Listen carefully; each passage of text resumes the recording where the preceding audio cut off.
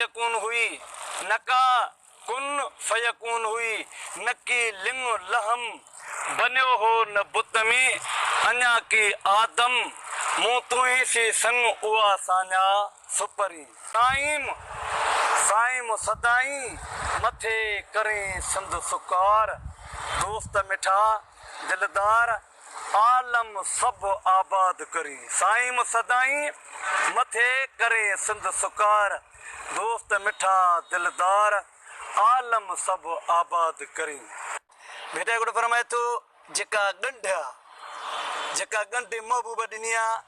जाहड़ अंदर जी वो मुझे अंदर में जाहड़ अंदर जी साड़ दिनी साह के साड़ छुड़े न साह जी साड़ रिय साड़ मेड़ समीय त साड़ छुड़े साह जी करहल कारी रुञ में वनी पौंदे रात उते खाईंदे न पींदे वो केड़ी लवंदे लात भिट जो घोट लतीफ चे जेके वण चिना है वात से ओगा छींदे अगियों पारो जा ॿिया बि घणा पर पुनु असर सभिन चांगे ते चढ़ी करे कंदो वड़ विल्हन माज़ूरन होत धरीदम हथड़ा पारो चा ॿिया बि घणा पर पुनु सर सभिन चांगे ते चढ़ी करे कंदो वड़ विल्हन मथा माज़ूरन होत धरींद मथड़ा जी समझण ई नतर आहे त अल्लाह ताला हिन जहान ते 1,24,000 पैगंबर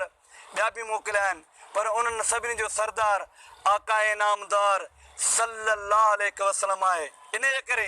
भेटा जी घोट तशरीह फरमाए थो त ॿारो चा ॿिया बि घणा पर पुनु सर सभिन चांगे ते चढ़ी करे कंदो वड़ विल्हन कूफी करबला में पानी न प्यारीन उते अली शाह के शहजादा सारीन